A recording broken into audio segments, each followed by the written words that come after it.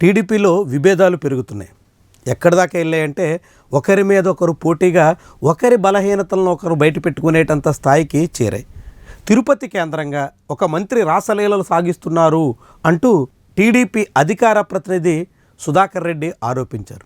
ఆయన ఎక్కడ ఆరోపించారంటే ABN Andhra Jyothi channel వేదికగా, ఏబిఎన్ వేదికగా అనగాని సత్యప్రసాద్ మీద ఆయన గురిపెట్టారంటే ఖచ్చితంగా అది ఏబిఎన్ ఎండి రాధాకృష్ణకి తెలియకుండా ఉండదు.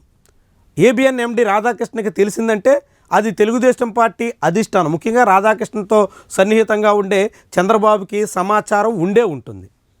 అలాంటి చంద్రబాబుకు తెలిసి రాధాకృష్ణ నోటీసులో ఉన్నటువంటి విషయాన్ని ఏబిఎన్ ఛానల్ వేదికగా ఒక మంత్రి మీదే విమర్శలు చేసే స్థాయికి వచ్చేసిందంటే తెలుగుదేశం పార్టీలో ఎంతగా వైరుధ్యాలు పెరుగుతున్నాయో వెల్లడిస్తుంది. టీడీపీలో ప్రస్తుతం ఎవరు అంగీకరించినా లేకున్నా నాయకత్వ మార్పిడి ప్రయత్నాలు జరుగుతున్నాయి.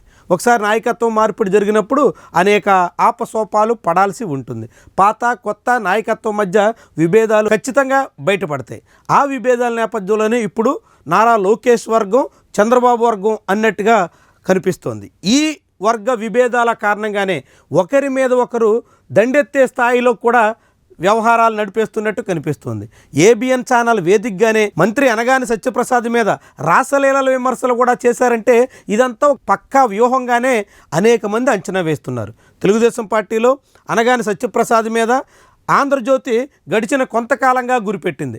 ఆంధ్రజ్యోతిలోనే అనగాని సత్యప్రసాద్ హైదరాబాద్ కేంద్రంగా విలాసాలకు మరిగారు అన్నట్టుగా కథనాలు వచ్చాయి. ఇట్టా ముందు ఆంధ్రజ్యోతి పత్రికలో వార్తలు వచ్చి ఆ తర్వాత తిరుపతిలో కూడా రాసలీలలు నడుపుతున్నారనేటువంటి వరకు వెళ్ళారంటే ఇది పూర్తిగా ఆపరేషన్ సత్యప్రసాద్ నడుస్తుందా అనేటువంటి అనుమానం బలపడుతుంది. ఇది అనగాని సత్యప్రసాద్ని టార్గెట్ చేయడం ద్వారా లోకేష్ వర్గాన్ని కట్టడి చేసే ప్రయత్నం ఏవైనా జరుగుతుందా అనే సందేహాన్ని చాలామందే వ్యక్తం చేస్తున్నారు. అనగాని సత్యప్రసాద్, వాసంశెట్టి సుభాష్, అదేవిధంగా కొండపల్లి శ్రీనివాస్, గొట్టిపాటి రవి ఇలాంటి చాలామంది ప్రస్తుతం నారా లోకేష్ టీంలో క్రియాశీలకంగా పనిచేస్తున్నారు.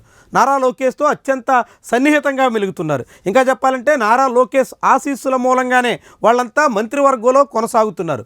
ఇలాంటి వాళ్ళందరినీ గురిపెట్టి ఇప్పుడు అటువైపు నుంచి ఏమైనా ప్రయత్నాలు జరుగుతున్నాయా అనే సందేహాలు కలగక మానవు. ఎందుకంటే అటువైపు అచ్చెన్నాయుడికి సంబంధించినటువంటి అవినీతి వ్యవహారాల్ని ఈనాడు పత్రిక బయటపెడుతుంది. అచ్చెన్నాయుడు ఓఎస్డి నేరుగా ఆగ్రో జీఎంని బెదిరించి లాబియింగ్లు చేస్తూ భారీగా అక్రమాలు పాల్పడేదానికి ప్రయత్నం చేశారు అంటూ ఈనాడు గగ్గోలు పెట్టింది. అంటే చంద్రబాబు వర్గీయుడిగా ముద్రపడిన అచ్చెన్నాయుడి మీద ఈనాడు గురి పెడితే లోకేష్ సహచరుడిగా సన్నిహితుడిగా పేరు పొందిన అనగాని సత్యప్రసాద్ మీద ఆంధ్రజ్యోతి టార్గెట్ చేసినట్టుగా వెల్లడవుతుంది. ఇదంతా తెలుగుదేశం పార్టీలో రెండు శిబిరాల మధ్య సాగుతున్నటువంటి పోరుకి ఒక ఆధారంగా మనందరికీ కనిపిస్తుంది. ఇది ఎక్కడి వరకు దారితీస్తుంది అన్నదే ముఖ్యమైనటువంటి అంశం. ఆ పార్టీలో ఒకరి మీద ఒకరు పై చేయి సాధించడం కోసం, ఒకరి మీద ఒకరు తమ పట్టు నిలుపుకునే దానికోసం చేస్తున్న ప్రయత్నాల్లో ఒకరి గుట్టు ఒకరు రట్టు చేసుకుంటున్నట్టుగా అర్థమవుతోంది. ఒకరి మీద ఒకరు ఈ రీతిన సాగుతున్నటువంటి వైను చాలా చాలా పెద్ద వివాదాలకి కారణమవుతుంది. లేదంటే వాస్తవానికి పార్టీ అధికార ప్రతినిధిగా ఉన్న సుధాకర్ రెడ్డి ఒక మంత్రిని ఆ రీతిలో గురిపెట్టి విమర్శలు చేశారంటే వెంటనే పార్టీ అధిష్టానం స్పందించాలి.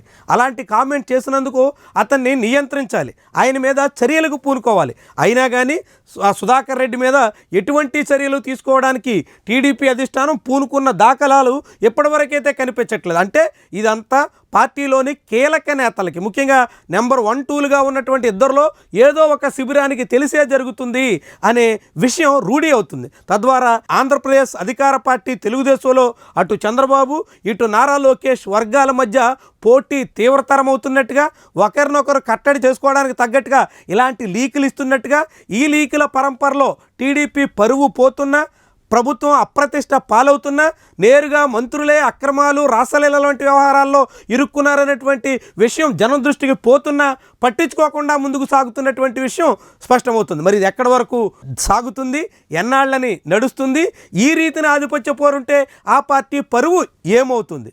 ఇదే ముఖ్యమైనటువంటి అంశం.